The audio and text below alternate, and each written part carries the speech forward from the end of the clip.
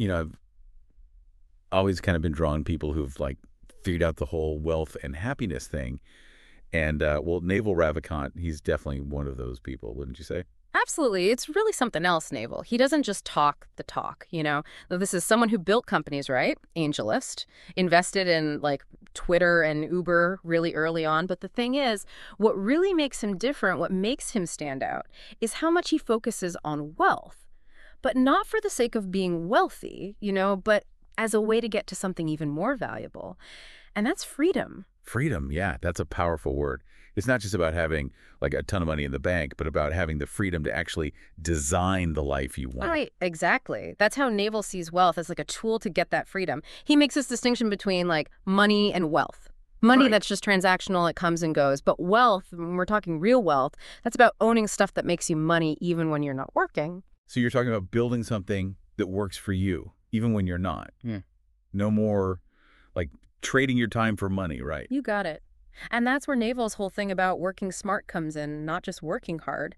It's about leverage. Yeah. Basically using tools and systems so that you're not the only one doing the work. Okay, now this is interesting. I think a lot of us have bought into this idea that we need to be hustling all the time to get ahead. But what you're saying is Naval thinks there's another way. Yeah, definitely. He talks about 3 different kinds of leverage, right? The first one, labor leverage. That's what most people think of. Like when you hire people to take care of tasks you don't have time for, things you don't want to do. Delegating, getting stuff off your plate. Exactly. But it's not perfect. There are limitations. Yeah. Then you have what he calls capital leverage. And that's when you're using money to invest and grow your wealth, like putting your money to work in the stock market. Okay, that makes sense. But not everyone has a bunch of money just lying around to invest, right?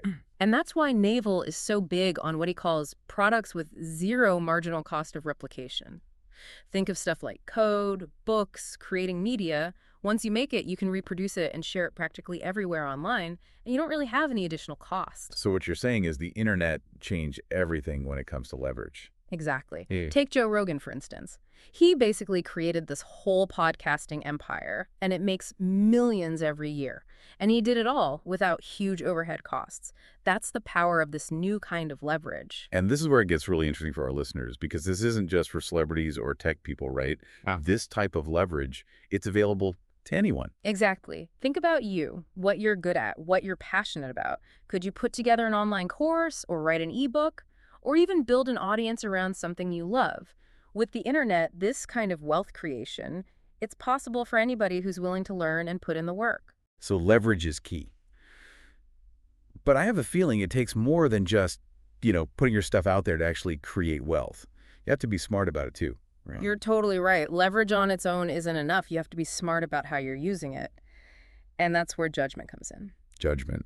What does that even mean, like, in this context? It's all about making good decisions, right? Decisions about what you're going to build, who you're working with, where you're putting your time and energy. In a world where everyone's got information coming at them from every direction, being able to think clearly is more valuable than ever. So it's not just about hard work. It's about working strategically. 100%. That's another reason why Naval talks about long-term thinking. Remember, compound growth. It's not just a money thing, It applies to everything, your knowledge, skills, relationships.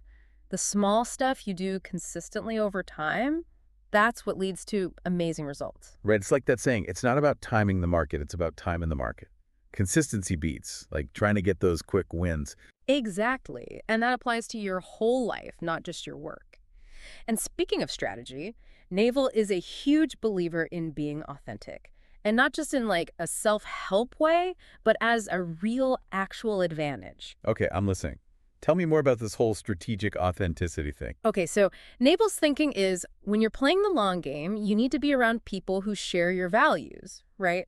Forget those networking events where everyone's just trying to sell each other something. Yeah. Instead, focus on building real relationships with people, ones that are built on trust. He's basically saying that being honest and having integrity isn't just the right thing to do, it makes good business sense too. So what you're saying is dish the act and just be yourself, because people can see right through it if you're not being genuine. Exactly. Naval's point is that when you're authentic, you draw the right kind of people to you. And you build something more meaningful with people you respect. It's funny, we tend to think of like these ruthless entrepreneurs when we think about getting rich, but Naval is challenging that whole idea. That's what's so great about him. He truly believes that working with integrity, it's not just about morals, it's good for business, plain and simple. Think about it. People want to work with someone they can trust. And when you have that reputation for honesty and fairness, it creates this amazing feedback loop for success. And that actually brings us to what I think is one of Naval's most interesting ideas. This idea that happiness, it's not just like this thing that happens to you, but it's actually a skill. A skill. Okay, you have my attention. I've got to be honest. I always thought of happiness more like a feeling, like you either feel it or you don't. Yeah. How can it be a skill? Yeah, a lot of people think that. We're always thinking, like, if I could just have this, then I'd finally be happy again. In Naval, he's really into Eastern philosophy, especially Buddhism, and he actually disagrees with that whole idea. Yeah. He says that, yeah, money can solve your money problems, but it doesn't mean you're going to be happy. Yeah. So you're saying there's more to it than just, like, having a fat bank account. What does Buddhism say about finding happiness then? Well, Buddhism, it's all about this idea that desire is actually the root of suffering. Basically, when you're always chasing after something you don't have, you end up making yourself unhappy.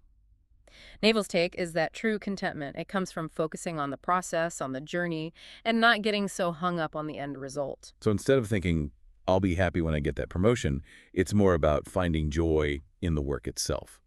Like finding joy in the day-to-day of learning and growing. Yeah, exactly. He really believes that when you can detach yourself from needing a certain outcome, you actually start to feel more peaceful, more satisfied. You can actually enjoy the journey instead of just racing towards some finish line. It makes you think about how often we put off being happy. Yeah. We always tell ourselves, I'll relax and enjoy life when.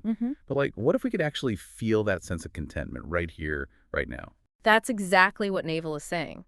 Real happiness, it's not about finally achieving some random goal. It's about finding peace within yourself, a sense of contentment that doesn't depend on what's going on around you. And that means shifting your focus from what you don't have to what you do have. It's about appreciating this moment right now. I love that. It's so easy to get stuck in that cycle of what ifs and some days. But like Naval says, what if right now is the destination? And that actually leads perfectly into how Naval defines retirement. Let me guess. He doesn't think of it as reaching a certain age or having a certain amount of money. For Naval, retirement is all about your mindset. Right? He nailed it. He wants us to get rid of this idea that we have to work until we're like 65 and then we can finally start living. Right, so many people spend their whole lives working towards that, sacrificing their happiness in the present for the promise of some future freedom. And then they hit retirement and realize they don't even know what to do with themselves. They spent their whole lives working towards this one thing and haven't explored any other passions or interests outside of that. It happens all the time. But Naval's point is, if you can find work you genuinely love, work that actually aligns with your values, work that you find interesting, then you can actually feel that sense of retirement every day. Yeah, it's the difference between living to work and working to live. But finding that kind of work, it's definitely easier said than done, wouldn't you say? It takes work, no question. But it's totally doable. And this is where everything we were talking about before, about figuring out your talents and building leverage, it all comes together. Naval believes that when you go after what you're truly interested in and then find ways to work smarter, not just harder, that's how you can create a life that's both wealthy and fulfilling. Yeah, and that's something I think a lot of people struggle with. It all sounds good, but what if you're listening to this like, okay, but how do I actually figure out what I'm good at? What if I don't even know what my unique talents are? Naval gets that question a lot. And he always tells people, think back to when you were a kid. Like, what did you love to do back then? What were you just naturally drawn to? The things you enjoyed doing, even if you weren't, like, amazing at them. Right. It's about tapping into that pure, like, intrinsic motivation we have as kids before, the world starts telling you what you should be interested in. I love that. Seriously, there's so much wisdom we can get from our younger selves. But if that doesn't work, Naval also says to talk to people who've known you for a long time, like friends, family, mentors, people like that. They often see things in us that we don't see in ourselves, strengths we don't even realize we have. It's true. It's so easy to get stuck in your own head. Sometimes you just need that outside perspective to help you see your blind spots. Totally. And another thing Naval talks about is the importance of constantly learning new stuff. He's always reading. And he believes that the more you know, the better you get at making good judgments. And we've already talked about how important that is, not just for making money, but for making good decisions in general. It's like that idea of connecting the dots. The more diverse your knowledge, the more creative you can be when you face a challenge or when you see a new opportunity. You got it. Naval always says to learn about a bunch of different things. Philosophy, history, science, economics, you name it. Anything that, like, broadens your horizons and makes you see the world in a new way. So it's not about being an expert on everything. It's more about being curious and being willing to step outside of your comfort zone. Exactly. Oh, and here's another piece of the puzzle, and I think this one's huge. Naval, he's really big on mental clarity, on learning how to think for yourself. He talks about this thing called mimetic theory. Basically, it's this tendency we all have to just follow the crowd, to chase after whatever's popular. Oh, yeah, we see that everywhere. Ah, People trying to keep up with the Joneses, doing what everyone else is doing, instead of figuring out what really matters to them. yeah, it's crazy easy to fall into that trap, especially with social media and everything.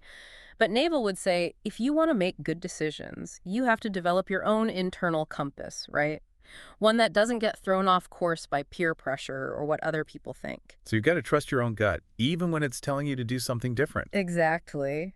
You know, this whole conversation, it's really got me thinking. What I love about Naval's philosophy is how it brings together all these different ideas. Like, how do you create wealth?